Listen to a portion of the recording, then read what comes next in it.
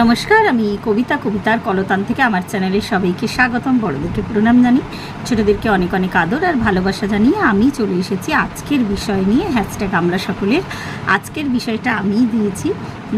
আসলে বিষয় দেওয়ার মানে হচ্ছে আমার মনের মধ্যে একটা ধারণা থাকে, আর আমি যে মেন্টালিটি নিয়ে বিষয় দিই আমি সেটাই বলছি। আবার কোনো কোনো সময় আমার মনের মধ্যে সেই ধারণাটা থাকেও না, আমি হয়তো কোনো কিছু সলিউশন খুঁজছি, তো তখন আমি বিষয়টা দিই যে আমাদের গ্রুপে প্রত্যেকেই খুব সুন্দর সুন্দর আলোচনা করেন। তো প্রত্যেকের কাছে আমি জানতে চাই যে তারা যদি এরম সিচুয়েশনে পড়ে বা এই ধরনের ঘটনা ঘটে তো তারা কি করতে কি করে আর কি। তো এই জন্যই বিষয়টা দেওয়া। আজকের দুটো বিষয়।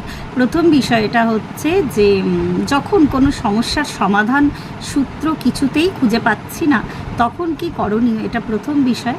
আর দ্বিতীয় বিষয়টা হচ্ছে যে কোনো কিছু হারিয়ে গেলে কোনো টোটকা। আমি দ্বিতীয় বিষয়টা নিয়ে আগে বলি।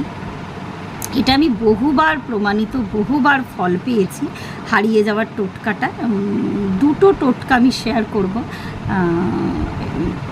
অনেকে আজকাল ম্যানিফেস্টেশন টেকনিক বলে এটাকে, সেটাও শেয়ার করব, সেটা তো আমি ফল পেয়েছি।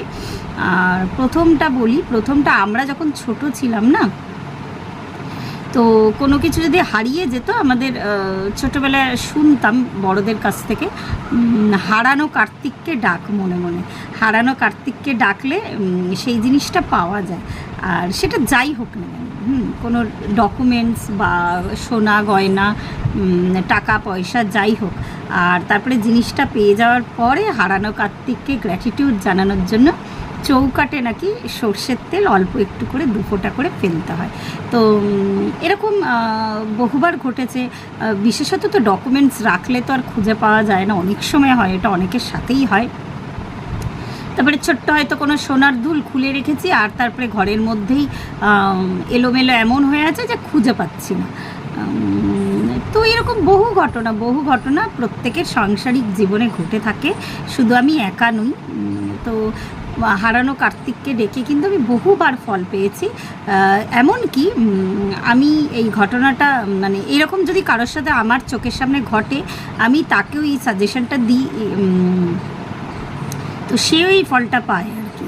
যেমন আমি কিছুদিন আগেই যে বাচ্চাটাকে আমি পড়াই, ওর মা ওর আংটি পাচ্ছিল না, পড়েছিল হাতে একটা বেশ একটা প্রিসিয়াস স্টোন আর কি। তো সেটা খুঁজে পাচ্ছিল না কিছুতেই, ঘরের মধ্যে কোথায় পড়ে গেছে লুজ হয়ে। তারপরে ওকে বলাতে ও দেখলো যে একটা কাঁচ ভেঙেছিল, ওই কাঁচের টুকরোগুলোর মধ্যে একটা প্লাস্টিকের টুকরোগুলো রেখেছিল, তো তার মধ্যে দেখলো আংটিটা পাওয়া গেল। আমি বললাম তখন, আমি ওকে বলেছিলাম হারানো কার্তিককে ডাকতে। তো যাই হোক। আর সেকেন্ড আর একটা টেকনিক বলি। সেকেন্ড হচ্ছে, এটা পরবর্তী সময় শেখা আমার, সেটা হচ্ছে যে একটা সুইচ ওয়ার্ড মানে এমন কিছু এলোমেলো শব্দ, যে শব্দগুলো কিন্তু ইউনিভার্সের কাছে পৌঁছায়, যেগুলো কিন্তু একদম 100% কাজ করে। এইটাও একটা ঘটনা। কিছুদিন আগেই আমার ছেলে ওর এক বন্ধুর সাথে আসছিল, তা ওর বন্ধুর চশমাটা ওর কাছে রাখতে দিয়েছিল আর কি, বেশ একটা দামি ফ্রেমেরই চশমা। বিকালে যখন বাড়ি ফিরছিল তো আমার ছেলে ওর জ্যাকেটের পকেটে রেখেছিল। এবার কিছুক্ষণ বাদে যখন ওর বন্ধুটা ফেরত চায়, ও কিছুতেই আর চশমাটা খুঁজে পাচ্ছে না। তার আগে আমি সাউথের দিকে যারা থাকেন তারা বুঝতে পারবেন রাস্তাটা, ওরা ওই যাদবপুরের ওখানে একটা জায়গায় বসে কফি টফি হালকা কিছু স্ন্যাক্স খেয়েছিল। তারপরে কিন্তু ওর গড়িয়া পর্যন্ত চলে এসেছিল। এবার আমার ছেলে আমাকে বলছে এরম ব্যাপার, খুঁজে পাচ্ছে না। এবার যাই হোক, চশমাটা খুঁজে না পেলে, আর যার চশমাটা এরকম হয়েছে সে কিছুদিন আগেই সে নিজের হাতে তার আরেকটা নিজের চশমা হারিয়েছিল। তো স্বভাবতই বাড়ি থেকে একটু বকাবকি করেছে তাকে, তারপরে আরেকটা নতুন ফ্রেম বানিয়ে দিয়েছে। এবার সেটাও যদি হারিয়ে যায়,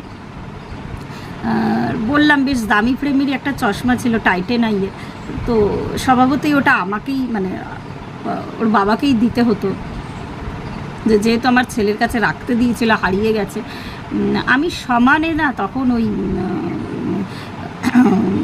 বলে দিচ্ছি সুইচ ওয়ার্ডটা, wolf reach, WOLF, wolf reach, REACH, rich.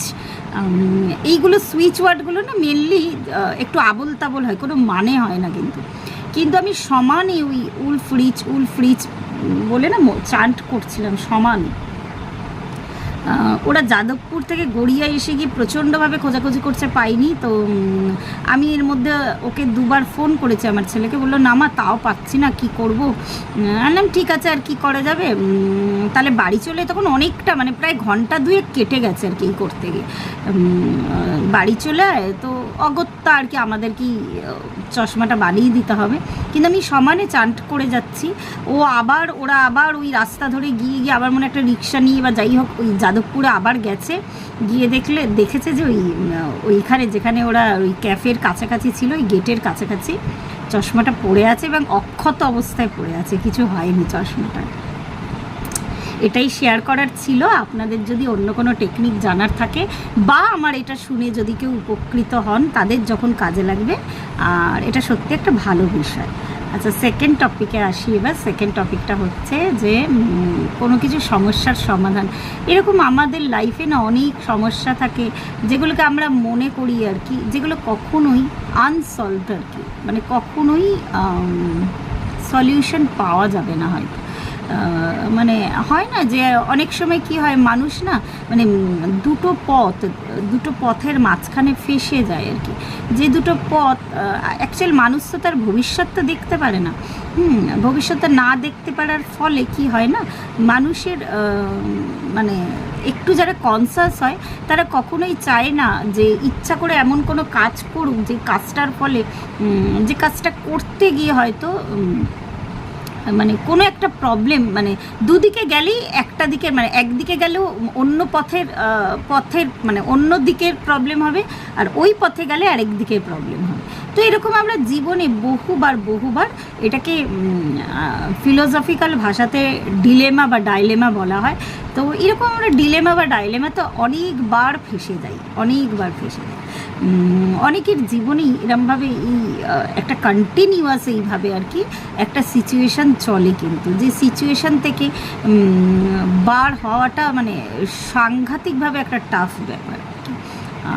তখন ওই একাগ্র চিত্তে মানে যেহেতু আমরা মানুষ, আমরা কিন্তু প্রথমে চেষ্টা করি হাতে পায়ে বুদ্ধি দিয়ে নিজের উইজডম দিয়ে সব কিছু দিয়ে চেষ্টা করি, কিন্তু আলটিমেট দেখা যায় কিছু সমস্যা আছে কিন্তু যদি সেগুলো সত্যি ডাইলেমা ক্রিয়েট করে আর কি, কিছুতেই তোমার উইজডমও সেখানে কাজে লাগে না।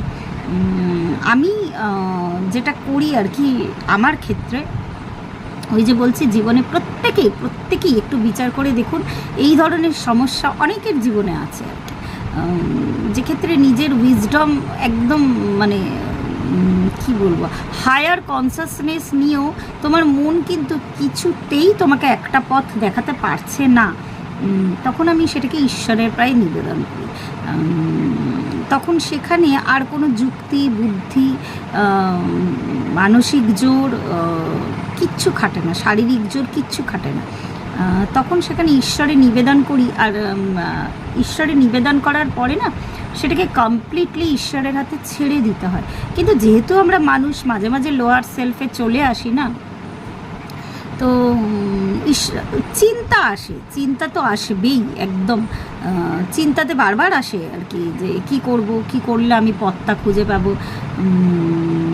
তো কিন্তু তা সত্ত্বেও না সেখানে আর আমরা জোরটা খাটাই না, নিজেকে অনেস্ট রাখার চেষ্টা করি, যাতে ঈশ্বরও বুঝতে পারে যে এই মানুষটা মানে কোনো রকমের কোনো কি বলবো আর কি ডিসঅনেস্টির সাহারা নিচ্ছে না, ও নিজের লক্ষ্যে নিজে অনেস্ট আছে।